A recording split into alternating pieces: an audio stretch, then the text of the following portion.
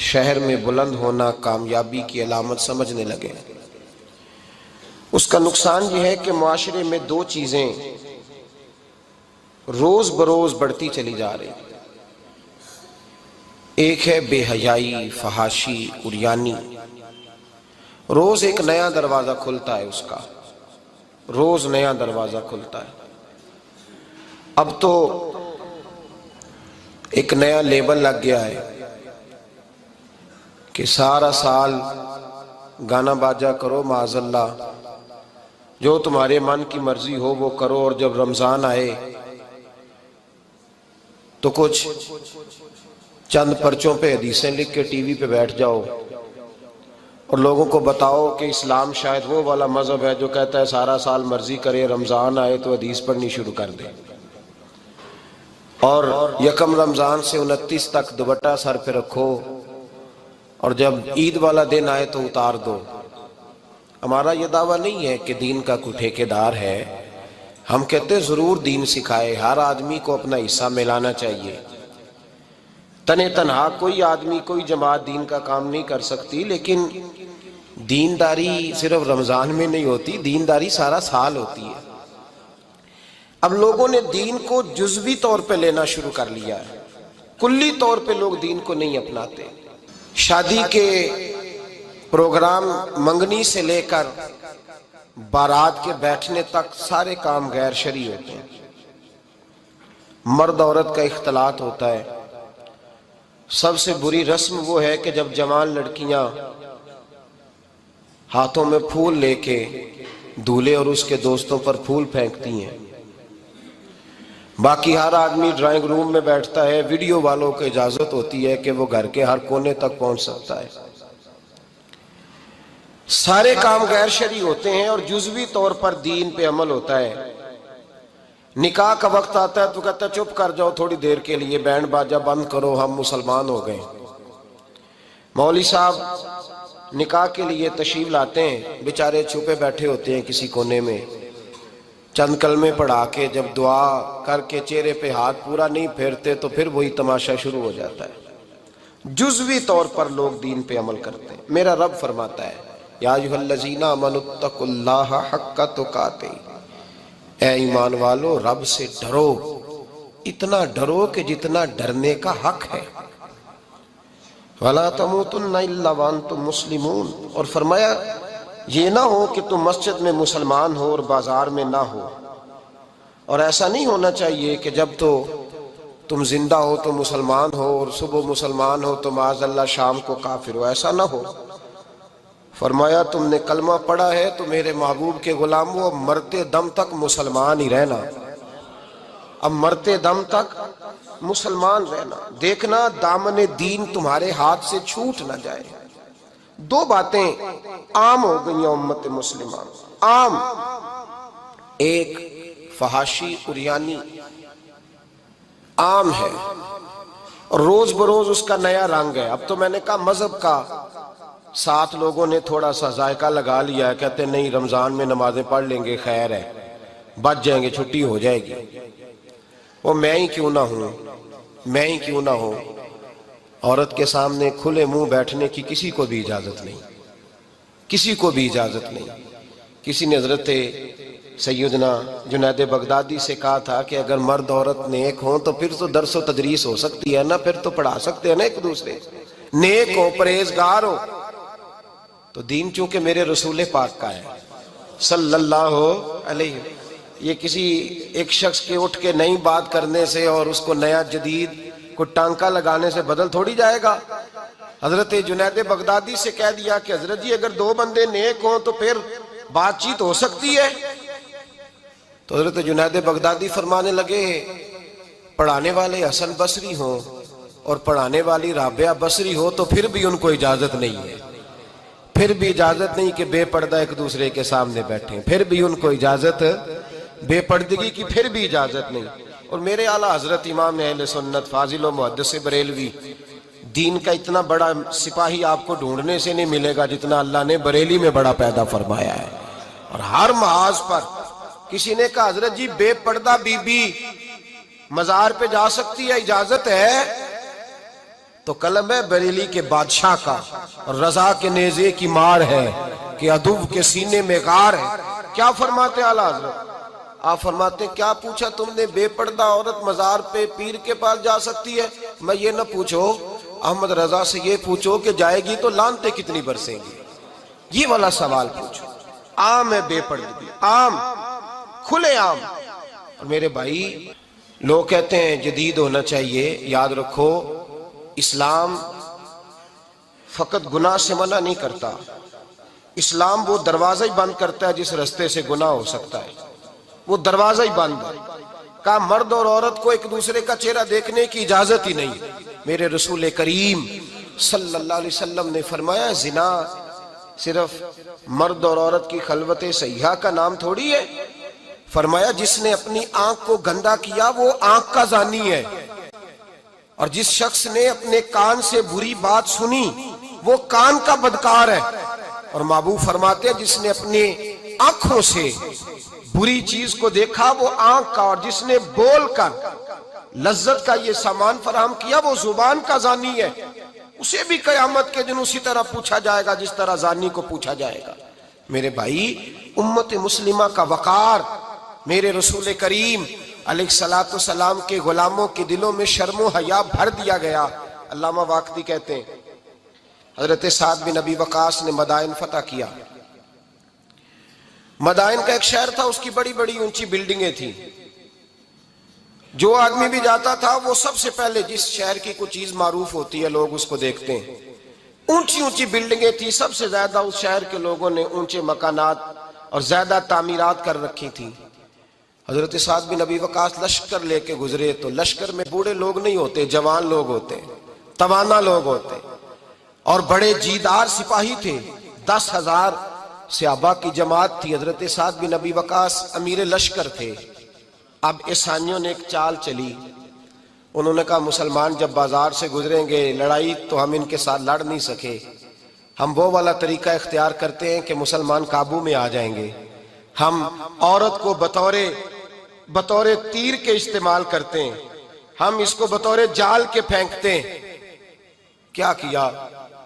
عورتوں کے ہاتھوں میں پھول دیے، پلیٹیں پکڑائیں، بلڈنگوں کی چھتوں پہ کھڑا کر دیا، فرمایا تم ان پر پھول پھینکنا، اگر 2-4 سپاہی بھی ہم اپنے قابو میں کرنے میں کامیاب ہو گئے تو دراڑ تو پڑ گئی نا، تم ان پر پھول پھینکنا۔ یہ دیکھیں رسم چلی کہاں سے، ہم نے اپنا لی ہے، چلی کہاں سے اور ہم نے اس کو اخذ کر لیا، رواج بن گیا۔ حضرت سعد بن ابی وقاص رضی اللہ تعالیٰ عنہ جب اس بازار سے گزرے تو آگے آگے امیر لشکر کا گھوڑا تھا، پیچھے 10,000 صحابہ گھوڑوں پہ بیٹھے ہیں۔ حضرت سعد بن ابی وقاص سے نظر اٹھا کے دیکھا تو عورتیں تو کھڑی ہیں، پھول لیے، کفر کی چال کو سمجھ گئے کہ یہ بے حیائی کا جال پھینک کے ملت کے جوانوں کے دلوں سے غیرت ایمانی چھیننا چاہتے ہیں، یہ مسلمانوں کے دلوں سے تقوی کی روشنی چھیننا چاہتے ہیں، یہ قرآن پاک کا سرور اور عبادت کا نور چھیننا چاہتے ہیں، یہ بے حیائی کا کلک لگا کے ان کے دلوں سے رسول اللہ کا درود چھیننا چاہتے ہیں، یہ محبت رسول کے سوتے خشک کرنا چاہتے ہیں۔ جب دیکھا تو فوری طور پہ گھوڑے پہ چڑھے اور جناب سعد نے قرآن پڑھنا شروع کر دیا۔ وَقُلْ لِلْمُؤْمِنِينَ يَغُضُّوا مِنْ أَبْصَارِهِمْ، کہا مومنو تمہارے رب نے تمہارے نبی کی زبان سے تمہیں حکم دیا ہے کہ تم نے نظریں نیچی رکھنی ہے۔ جب حضرت سعد بن ابی وقاص نے آیت پڑھی تو صحابہ کہتے ہیں ہمیں یوں لگا کہ جیسے ابھی آیت نازل ہو رہی ہے اور سیدھی دلوں سے ٹکرا رہی ہے۔ 10,000 کا لشکر گزر گیا، عورتیں پھول پھینکتی رہیں، لیکن کسی ایک صحابی نے بھی نظر اٹھا کے نہیں دیکھا۔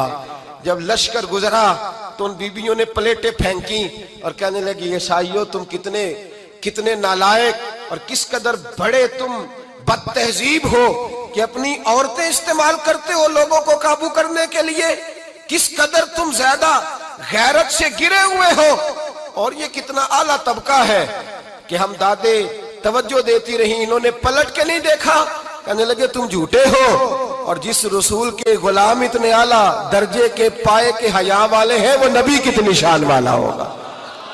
بیبیوں نے کلمہ پڑھنا شروع کر دیا۔ بھائی یاد رکھیں یہ جو آج جگہ جگہ مسلمانوں کے خلاف کفر کی سازش ہے، میری ملت کا جوان روز رات کو 10 میسج ٹائپ کرتا ہے، یہ روز رات کو 20 نمبر اپنے موبائل پہ رکھتا ہے اور فخر کے ساتھ بیان کرتا ہے، اور بڑی تکلیف کے ساتھ بات کہنی پڑتی ہے کہ اس کے ابا جی کو بھی پتا ہے کہ بچے کے موبائل میں نمبر ہیں، اس کے گھر والوں کو بھی پتا ہے، اور لوگ ہیں کہ اس کو ایک شغل سمجھ کے، ایک چھوٹا سا بچے کا شوق سمجھ کے اس کو درگزر کر رہے ہیں۔ تجھے پتا نہیں کہ جب انسان کی یہ سوچ ہوتی ہے، جب اس کا یہ نظریہ ہوتا ہے تو ایمانی قوتیں کتنی زائل ہوتی ہیں۔ جب نوجوان کی نظر کے اندر عیب پیدا ہوتا ہے تو پھر اس سے نماز کی لذت جاتی رہتی ہے، قرآن پاک کا ذائقہ جاتا رہتا ہے، درود پاک کا ذائقہ جاتا رہتا ہے۔ اٹھائیے مسند امام احمد بن حنبل، میرے رسول کریم صلی اللہ علیہ وسلم کی بارگاہ میں صحابی نے آ کے عرض کی، یا رسول اللہ میں بڑی اچھے طریقے سے وضو کرتا ہوں، ٹائم نکال کے مسجد آتا ہوں، حضور میں پابندی سے پڑھنے کی کوشش کرتا ہوں، لیکن اے معصوم آمنہ، یا رسول اللہ میرا نماز میں دل نہیں لگتا، حضور میری طبیعت نہیں جمتی، میرا دوڑ جانے کو دل کرتا ہے، کوئی نسخہ بتلائیے۔ محبوب نے فرمایا تو اپنی نظر کو پاک کر لے، تیرے نبی کا وعدہ ہے تیرا نماز میں دل لگنا شروع ہو جائے گا۔ اپنی نظر میں پاکیزگی پیدا کر۔ محمد بن قاسم آئے، اگر یہ بات آپ کی سمجھ میں آ گئی تو حد ہو گئی۔ محمد بن قاسم جب یہاں آئے نا ہندوستان میں، تو عجیب واقعہ لکھا ہے ان کے حالات میں۔ یہاں آئے تو نیا علاقہ تھا، ہندوستان کی سڑکوں سے چوکوں سے واقف نہیں تھے۔ جب تشریف لائے، راجہ دہر ان کے مقابلے میں تھا، جنگ کرنی تھی، لشکر لائے، تو خود بھی ابھی 17 سال یا 19 سال کے جوان تھے، اور ساتھ بھی لشکر جوانوں کا تھا۔ ایک بزرگ تھے قافلے میں، بزرگ کہتے ہیں میری محمد بن قاسم سے ملاقات ہوئی تو میں نے اس شخص کے چہرے پر پریشانی دیکھی، شدید تکلیف میں دیکھا، تو میں نے کہا جرنیل مسلمانوں کے تو کس پریشانی میں ہے؟ تو محمد بن قاسم کہنے لگے پریشانی یہ ہے کہ ہم عربی ہیں، یہ عجم کا علاقہ ہے، ہم تو رستوں سے بھی واقف نہیں۔ راجہ دہر سنا ہے بڑی فوج ہے، بڑی طاقت ہے، بہت پرانا یہاں کا رہنے والا ہے، چھوٹے چھوٹے مورچوں کا پتہ ہے، رستوں کا پتہ ہے، کیسے جنگ ہوگی؟ میں پریشان ہوں کہ مقابلہ کیسے ہوگا؟ وہ بزرگ کہتے ہیں میں نے بھی دعا کی، تسلی دی، میں نے کہا اللہ تیری مدد کرے گا۔ میں گزر گیا، 3-4 دن کے بعد ملاقات ہوئی تو میں نے محمد بن قاسم کے چہرے پر بڑی روشنی دیکھی، ہنستے اور مسکراتے دیکھا، توانائی دیکھی، وقار دیکھا، اطمینان اور سکون دیکھا۔ میں نے کہا خیریت تو ہے، پرسوں ترسوں تو بڑے پریشان تھے، آج کیا ہوا؟ اگر یہ بات سمجھ میں آ گئی میری ملت کے جوان کے، اگر یہ بات سمجھ میں آ گئی تو شاید اسے ڈھب اور سلیقہ آ جائے جینے کا، شاید یہ سمجھ جائے کہ میری توانائی کا راز کہاں ہے۔ کہنے لگے بھائی پرسوں ترسوں بڑے پریشان تھے، آج کیا ہوا؟ جواب دیا کہ تاریخ بنا دی، اس 17 سال کے جوان نے تاریخ بنا دی۔ کہنے لگا میں بے فکر ہو گیا ہوں، راجہ دہر میرا مقابلہ نہیں کر سکتا، وہ 2 دن نہیں کھڑا ہو سکتا میرے سامنے۔ کہا وجہ کیا ہے؟ محمد بن قاسم کہنے لگے میں نے تحقیق کی ہے، مجھے پتا چلا ہے کہ راجہ دہر ذہن کا گندا ہے، نظر کا ناپاک ہے، وہ سینے بند کا برا ہے۔ مجھے پتا چلا ہے وہ تو چچا زاد بہن کو نہیں چھوڑتا، وہ تو خالہ زاد پہ بری نظر رکھتا ہے۔ مجھے پتا چلا ہے کہ اس کے تو اپنے علاقے کی عورتیں اس کی نظر سے محفوظ نہیں ہیں۔ کہنے لگا جو گندی نظر کا جوان ہوتا ہے وہ کسی میدان میں نہیں ٹھہر سکتا۔ کہنے لگا میری 17 اور 19 سال کی جوانی ہے، مجھے قسم ہے گنبد خضرا کی، میں نے جب بھی دیکھا ہے یا مصطفیٰ کا درود دیکھا ہے یا رسول اللہ پہ نازل ہونے والا قرآن دیکھا ہے۔ میرا مقابلہ کیسے کرے گا؟ میرے مقابلے میں کیسے آئے گا؟ جو نظر کا گندا ہو، کردار کا ناپاک ہو، وہ کسی کے مقابلے میں آ سکتا؟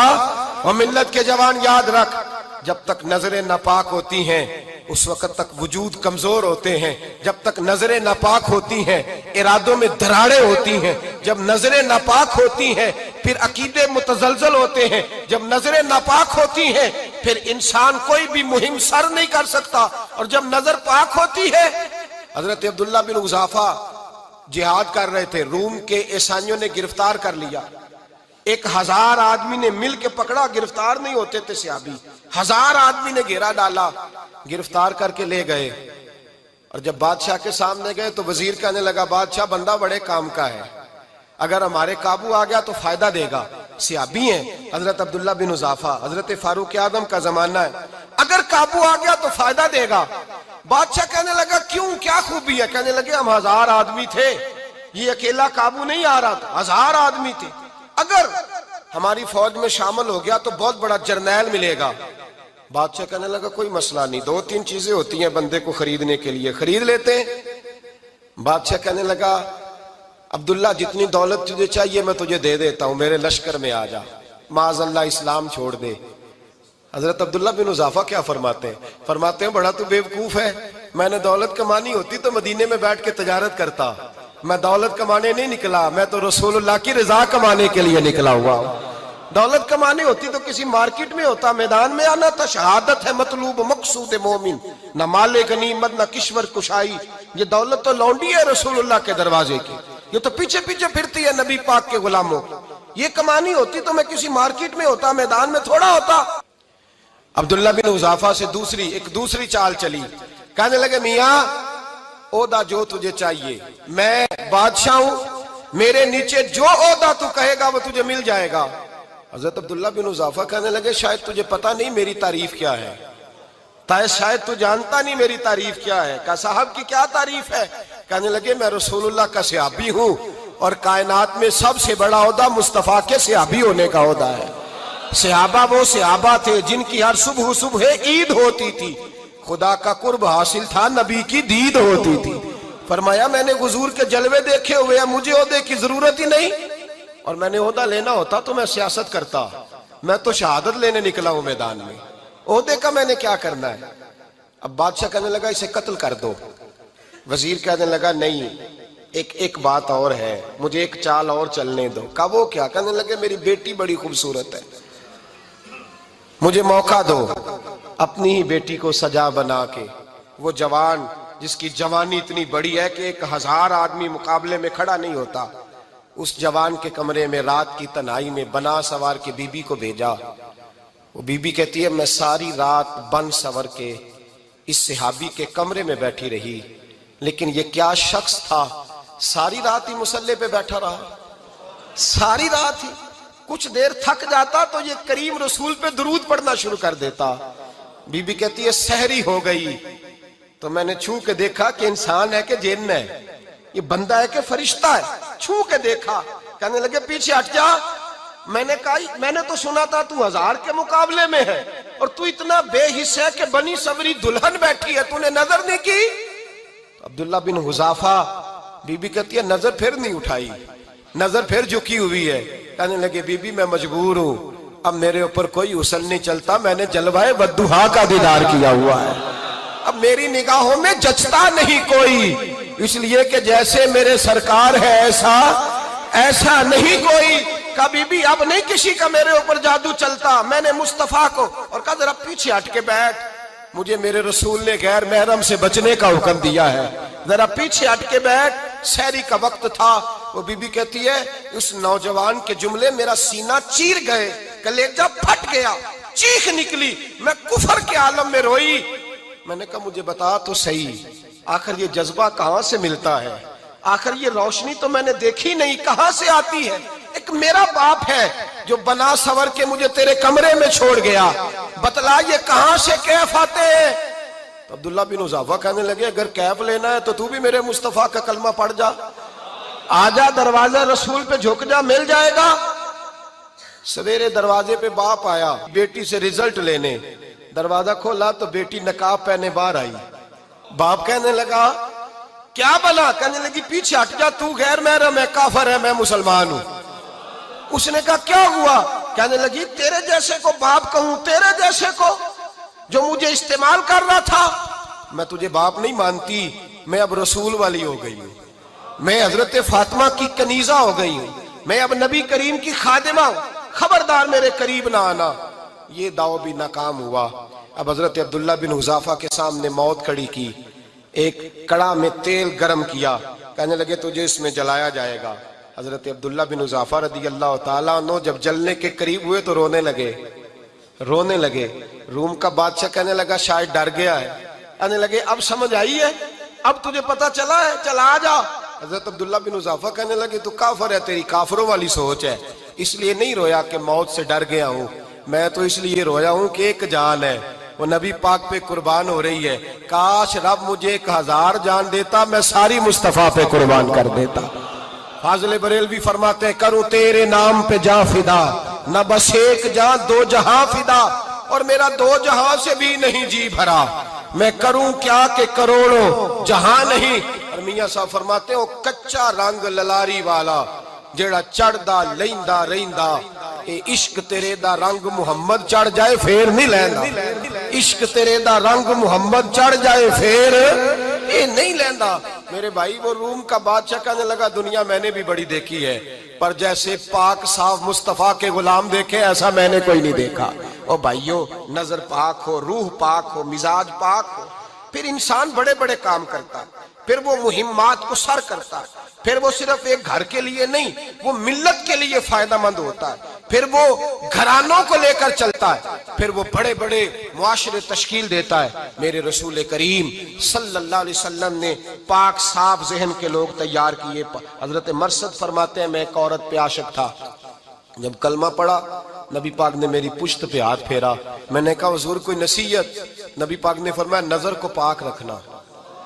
आप फरमाते हैं, औरतें मेरे पीछे भागा करती थीं और मुझे कहा करती थी, अब तू देखता क्यों नहीं? तो मैंने कहा, पता मुझे भी नहीं, मुस्तफा की एक नजर हुई है, रब ने सारे महल को चैल दूर फरमा दिए, सारा कुछ ही बदल गया। मिल्लत के जवानों, याद रखो इस बात को, ये पाकीज़गी, ये नजर, ये पाकीज़गी, ये मिजाज, ये इंसान से बड़े काम करा लेती है। और अगर तेरी नजर नापाक रहती है फिर तो कुछ नहीं कर सकता, फिर तेरी जिंदगी एक ऐसे कैद खाने में कैद हो गई है जो तुझे दो कदम भी नहीं चलने देगी।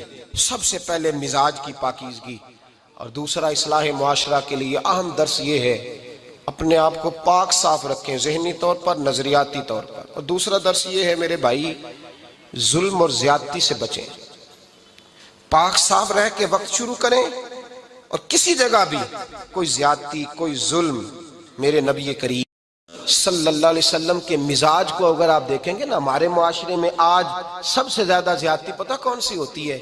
लोग इज्जतें पामाल करते हैं, बदगुमानियां करते हैं। अबू जाल ये काम करता था कि वो नबी पाक सल्लल्लाहु अलैहि वसल्लम पर, सहाबा पर माज़अल्लाह शख्सी एतराज़ात करता था, शख्सी। अजीजों, जब आदमी का किसी से इख्तलाफ होता है ना, या किसी को पसंद नहीं करता, या किसी को रिजेक्ट करना चाहता है, तो शख्सी एतराज़ात करता है, नीचे उतरता है, कमजोर बात करता है, छोटी बात करता है। और हमारे जमाने में तो ये काम हसद की वजह से होता है, बड़े बड़े जमातें टूट जाती हैं, मिल्लतों का शिराजा बिखर जाता है, लेकिन लोग अपनी उस हरकत से बाज नहीं आते, सारी जिंदगी जाती और निजी एतराजात करते रहे। अबू जाल के अंदर हजारों ऐब पाए जाते थे, शराबी भी था, बदकार भी था, बेहया भी था, जालिम भी था। मेरे नबी पाक सल्लल्लाहु अलैहि वसल्लम ने उसे दीन का पैगाम दिया है, लेकिन तारीख की किसी किताब में आपको ये नहीं मिलेगा कि हुजूर ने कभी उसकी शख्सियत पर एतराज किया हो। ये फरमाया है कि बड़ा फिरौन है इस उम्मत का, लेकिन नीचे उतरकर कभी उसकी जाती और शख्सी जिंदगी पर कोई ज्यादती सहाबा की तरफ से और नबी पाक की तरफ से। बहुत बड़ी बात समझा रहा हूं, अगर आपकी समझ में आए तो। हम जातियात पर उतरते, जात पर उतर कर ज्यादती करते, जात पर। हमारा अब जुल्म निजी सतह से शुरू हो रहा है और पूरी मिल्लत को लपेट में ले रहा है, पूरी मिल्लत को। छोटी छोटी ज्यादतियां हैं जो पूरे मुआशरे को अपनी लपेट में लेती हैं। मेरे नबी करीम अलैहिस्सलाम ने जो दीन हमें दिया है वो खैर खाई का मजहब है, वो भला करने का मजहब है, वो काम आने का मजहब है, वो जुल्म से बचने का मजहब है। मेरे नबी पाक ने फरमाया, जुल्म से बच जाना, कयामत के अंधेरों में जो बड़ा अंधेरा होगा वो जुल्म होगा। इस्लाह मुआशरा कॉन्फ्रेंस का पहला सबक मैंने अर्ज किया कि नजर को, जहन को, सोच को पाक रखें, और दूसरा जिंदगी में कभी ज्यादती ना करें, कभी भी अपने मुखालिफ पर भी कभी शख्सी, जाती और निजी एतराजात ना करें। ये इंसान के अंदर का जुल्म होता है, हमारे घरों के अंदर से जुल्म जन्म लेने लगा है।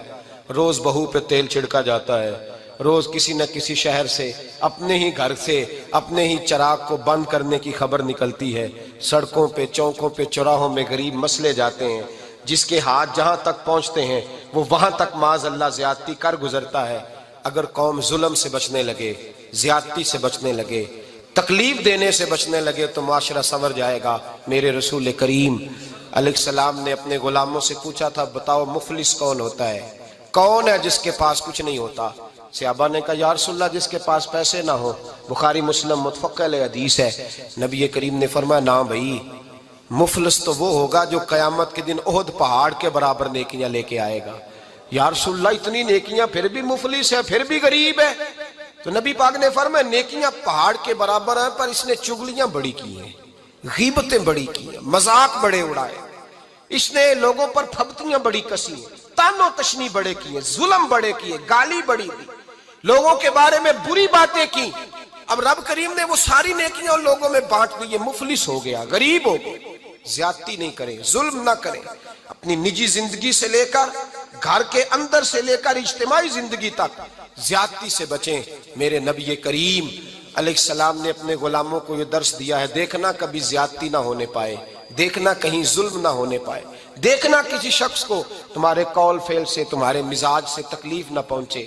میرے بھائیوں، حضرت وہب ابن منبہ علیہ رحمہ فرماتے ہیں کہ بنی اسرائیل کے اندر ایک بادشاہ محل بنانے جا رہا تھا۔ محل آج بھی جس آدمی کی سوسائٹی کے اندر 2-4 قلعے 2-4 ایکڑ کسی غریب کے آ جائیں، وہ یا تو اسے دھمکاتا ہے یا بلیک میل کرتا ہے، کچھ نہ ہو سکے تو پھر قتل ہی کرا دیتا ہے معاذ اللہ۔ اور یہ خبریں عام ہمیں سننے پڑھنے اور دیکھنے کو ملتی ہیں۔ بادشاہ محل بنانے جا رہا تھا، ایک غریب بی بی رہتی تھی، اس کی جھونپڑی بادشاہ کے محل کے نقشے میں آتی تھی۔ بادشاہ نے کہا بی بی منہ مانگی قیمت لے لو، خالی کر دو یہ مکان۔ بزرگوں کو اپنے جھونپڑیوں سے بڑی دلچسپی ہوتی ہے، بچے سوسائٹیوں میں چلے جاتے ہیں، ابا جی کہتے ہیں مجھے گاؤں میں رہنے دو، میرا یہی دل لگتا ہے، مجھے اس گھر سے دلچسپی ہو گئی۔ اماں کہنے لگی بادشاہ میں یہاں بیاہ کے آئی تھی، خامد انتقال کر گیا، اولاد اللہ نے دی نہیں، میں پکا ہوا پھالوں، گر جاؤں گی تو تیرا ہی ہے، لیکن مجھے اس آشیانے میں رہنے دے، یہ گھونسلہ میں نے تنکا تنکا کر کے بنایا ہے، مجھے رہنے دے، نہ مجھے نکال۔ کہنے لگا میرا نقشہ خراب ہوتا ہے۔ بی بی سارا دن مکان میں بیٹھی رہتی کہ میری جھونپڑی ٹوٹ نہ جائے، ظالم کی نظر میں آ گئی ہے کہیں میرا یہ آرزوؤں کا محل چکنا چور نہ ہو جائے، سارا دن ڈیوٹی کرتی۔ بادشاہ نے بھی 2-4 سپاہی کھڑے کر دیے، جب گھر سے نکلے تو بلڈوز کر دینا، مکان کو گرا دینا۔ وہ خاتون کتنی دن بندہ بیٹھ سکتا ہے؟ ایک دن سر شام گھر سے نکلی، 2-1 گھنٹے کے بعد واپس آئی تو مکان گر گیا تھا، دیوار بن گئی تھی۔ حضرت وہب ابن منبہ فرماتے ہیں بس اس نے دعا کی، اس نے دعا کی تو رب کریم نے وہ شہر سارا تباہ کر دیا۔ اس بی بی نے 2 جملے کہے تو الٹ پلٹ دیا وہ سارا شہر۔ میرے نبی کریم علیہ السلام نے فرمایا جب مظلوم کے ہاتھ دعا کے لیے اٹھتے ہیں تو عرش کا مالک آسمان سے کہتا ہے کھول دے سارے دروازے، اس کے بیچ کوئی پردہ نہیں رہنا چاہیے، آنے دے، مظلوم ہے، اس پر ظلم ہوا ہے، ظلم ہوا ہے۔ لوگ کہتے ہیں میں بے چین رہتا ہوں صاحب، مولانا صاحب، پیر صاحب، وہ گھر کے ایک کونے سے چیخنے کی آواز آتی ہے، کوئی دم مل جائے، کوئی تعویذ ہو جائے، کچھ ایسا ہو جائے کہ بچت ہو جائے، کوئی ایسی پھونک لگ جائے کہ آرام آ جائے۔ تو میں کہتا ہوں بھائی اگر بڑے دم کرانے سے بھی فرق نہیں پڑا، اگر بڑے تعویذ لینے سے بھی چیخیں بند نہیں ہوئی، تو ذرا ٹٹول کے دیکھ لو کہیں کسی یتیم کی آہیں ہی نہ دفن ہو وہاں، کہیں کسی غریب کا گوشت تو نہیں دبا لیا، کہیں کسی کو لوٹ کے تو دیوار نہیں بنا لی، کہیں کسی کا مکان پہ قبضہ کر کے تو نہیں بنایا۔ اگر لوٹ اور حرام کا مال ہو تو پھر چیخیں بند نہیں ہوتی، پھر سکون سے سویا نہیں جاتا، پھر وہاں آرام کی نیند نہیں آتی۔ حضرت وہب ابن منبہ فرماتے ہیں بی بی آئی اور آ کر کے اس نے جب دیکھا میرا گھر ٹوٹ گیا ہے، محل ٹوٹ گیا ہے، حالات بدل گئے ہیں، تو خاتون آتی ہے اور میرے بھائی دعا کی تو اس نے انداز ہی بدل کے رکھ دیے۔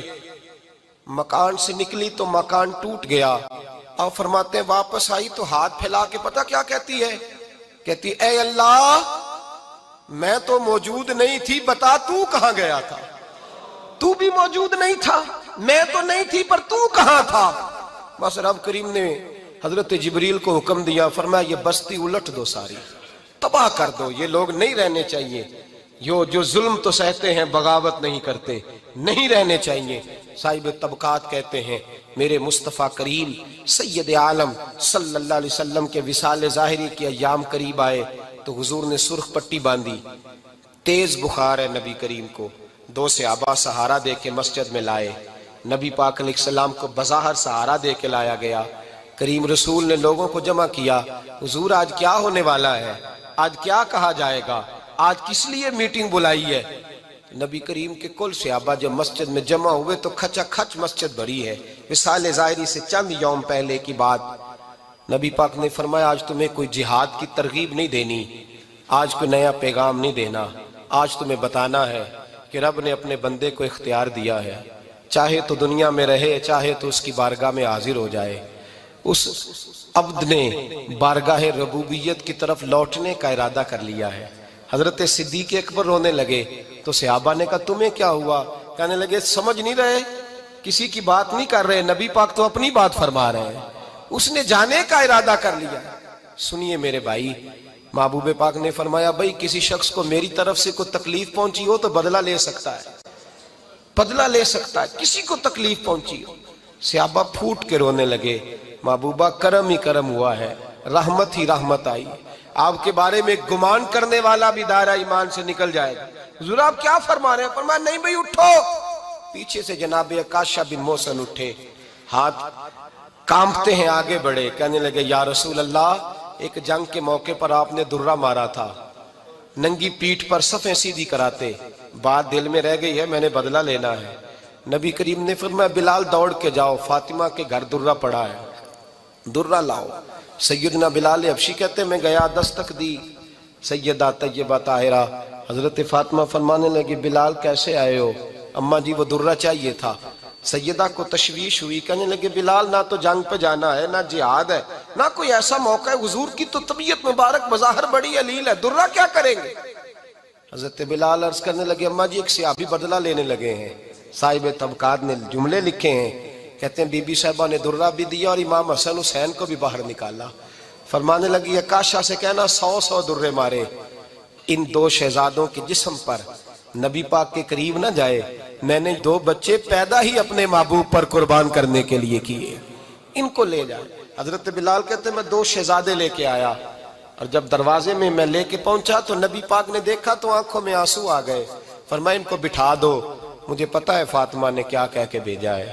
حضرت سیدنا بلال فرماتے ہیں درہ میں نے جناب عکاشہ کو دیا، حضرت عکاشہ درہ لے کے آگے جو بڑھے تو حضرت ابوبکر صدیق نے ان کے پیروں پہ ہاتھ رکھا، فرمایا عکاشہ میری طرف آ یار، مجھے مار درے، نبی پاک کے قریب نہ جا۔ مصطفیٰ کریم نے فرمایا ابوبکر تو ہٹ جا، اسے آنے دے۔ فرماتے ہیں میں چند قدم آگے گیا تو مولا علی شیر خدا نے میرے پیر پہ ہاتھ رکھا، کہنے لگے عکاشہ سوچ تو صحیح تو کیا کر رہا ہے؟ حضور نے فرمایا علی ہٹ جاؤ، میرا اور ان کا معاملہ ہے۔ جناب عکاشہ آگے بڑھ رہے، نبی کریم نے فرمایا میں اپنی امت کو درس دینا چاہتا ہوں، خبردار خبردار زندگی میں تمہارے ہاتھ سے زبان سے کسی کو تکلیف نہ پہنچنے پائے، خبردار یاد رکھنا وہ معاشرے بگڑ جاتے ہیں، وہ معاشرے تباہ کر دیے جاتے ہیں جہاں ظلم ہوتا ہے، جہاں زیادتی ہوتی ہے، جہاں لوگوں کو ستایا جاتا ہے۔ محبوب کریم کے قریب آئے حضرت عکاشہ کا حضور میری پیٹھ ننگی تھی، آپ بھی ذرا کپڑا ہٹائیے۔ نبی کریم نے پیٹھ سے کپڑا ہٹایا، جناب عکاشہ نے درہ جو اٹھایا تو صحابہ کی چیخیں نکلی، حضرت عکاشہ نے درہ دور پھینکا، حضور کے بطن اطہر سے لپٹ گئے، چومنے لگے، کہنے لگے حضور وہ تو صفیں سیدھی کراتے لگ گیا تھا، آپ نے کہاں مارا تھا؟ یا رسول اللہ میں تو بہانہ بنا رہا تھا کہ جاتی دفعہ مجھے وجود چومنے کا موقع نصیب ہو جائے، مجھے یہ موقع نصیب ہو جائے۔ میرے حبیب نے فرمایا جس نے جنتی دیکھنا ہو میرے عکاشہ کی زیارت کر لے۔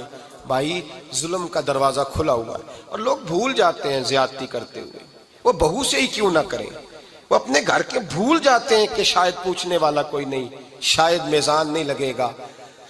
ایران کے بادشاہ نے اپنے بیٹے کو پڑھانے کے لیے ایک استاد صاحب کا بندوبست کیا۔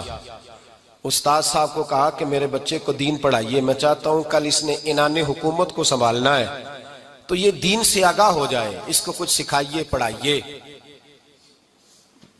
بہت نیک بزرگ بڑے درویش عالم پڑھانے لگے، اسباق مکمل ہو گئے، دین کے اسباق قرآن مجید پڑھایا، احادیث طیبہ کا درس دیا، اصول فقہ سے روشناس کرایا۔ جب بچے نے مکمل تعلیم حاصل کر لی اور آمین ہو گئی، دستار ہو گئی، فارغ ہو گئے تو پھر ایک دن استاد صاحب نے کہا بیٹے کل تم نے ضرور آنا ہے، کچھ بات کرنی ہے۔ शहजादा गया मिलने उस्ताद साहब से, उस्ताद साहब ने कुंडी लगा ली, हाथ में दुर्रा पकड़ लिया, मार मार के पूरे वजूद को जख्मी कर दिया, कोई गलती नहीं, कोई बात नहीं, मारा। अब बच्चा आया आके बादशाह सलामत से कहा कि अब्बा जी समझ नहीं आई, बड़ा मारा है उस्ताद। तो सियाने थे ना बादशाह, यहाँ तो कारी साहब रोज कटहरे में खड़े होते हैं, मौलवी साहब आपने मेरे बच्चे को क्यों मारा है, आप 8,000 के मौलवी हैं, मेरा कई करोड़ का बच्चा है, सवेरे बदल लेंगे, खबरदार आपने बच्चे को हाथ लगाया। अपनी हैसियत में रहे माज़अल्लाह। जो कौमें उस्तादों को कटहरों में खड़ा करती हैं वो तरक्की नहीं कर पाती, जो उस्तादों को कटहरों में रोज खड़ा करती। कहा अब्बा जी बड़ा मारा है, तो वालिद बड़े समझदार थे, कहने लगे बेटा उस्ताद बाप होता है, वो ज्यादती नहीं करता, कोई बात होगी, मैं तेरे उस्ताद को कटहरे में नहीं बुलाऊंगा। अम्मा से बात की, अम्मा कहने लगी बेटा मैं तेरे बाप से कैसे बात करूं, डर आता। वक्त गुजर गया, 22 साल बीत गए, 22 साल गुजर गए, बादशाह का इंतकाल हुआ, शहजादा तख्त पे बैठा, पहला हुक्म ये दिया कि मेरे उस्ताद को बुलाओ, पहला हुक्म। उस्ताद जी बूढ़े हो गए थे, छड़ी के ऊपर टेक लगा के आए और भवें सफेद होके झुक गई थी, यूं आंख खोल के बड़ी मुश्किल से देखा, कहने लगे शहजादे हुक्म हो। कब मैं शहजादा नहीं, अब मैं बादशाह बन गया हूं।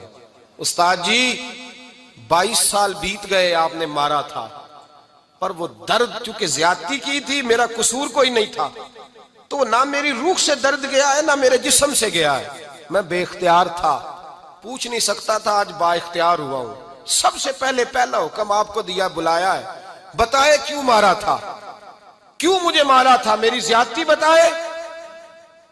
तो उस्ताद, बूढ़े उस्ताद की आंखें आंसुओं से भर गईं, कहने लगे बेटे बस आज के दिन के लिए मारा था, ये जो दिन आ गया ना मेरी जिंदगी में, इसलिए मारा था, ये मैं चाहता था मेरी जिंदगी में वक्त है आज के, बस मेरी मुराद पूरी हो गई।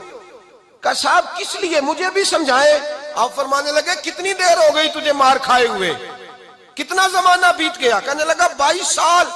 फरमाया जख्म भूले तो नहीं, दर्द खत्म तो नहीं हुई, तुम्हें बात एक मिनट के लिए भी तुम्हारे हाफजे से महव तो नहीं हुई। का उस्ताद जी रोज रात को याद आती, रोज ख्याल आता था।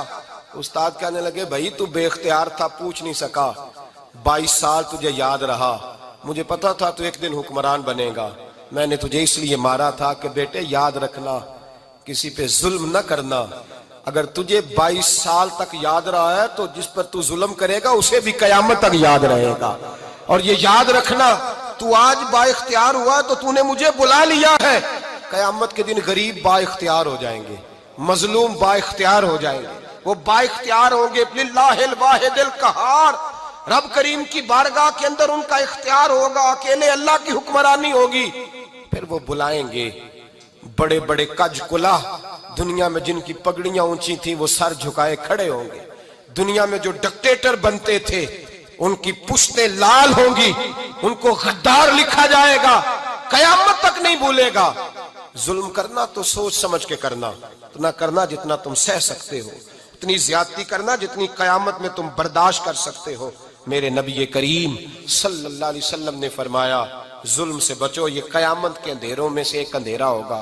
जिंदगी में ज्यादती न करें, अगर थोड़ी देर के लिए कोई चीज बर्दाश्त कर जाएंगे तो वो फायदा दे जाएगी, कुछ देर के लिए अगर सह जाएंगे तो नफा मिल जाएगा, सहने की कोशिश करें लेकिन ज्यादती न करें।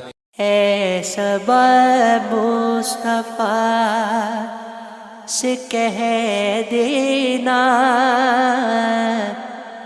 गम के मारे सलाम कहते हैं, याद करते हैं तुमको शामो सहर,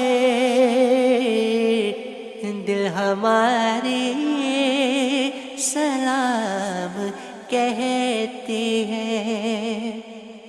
अल्लाह अल्लाह हुजूर की बातें, मरहबा रंगो नूर की बातें, चांद जिनकी बनाए लेता है, اور ستارے سلام کہتے ہیں۔ اللہ اللہ حضور کے گیسو بھینی بھینی مہکتی وہ خوشبو جس سے معمور ہے فضا ہر سو، جس سے معمور ہے فضا ہر سو، وہ نظارے سلام کہتے ہیں۔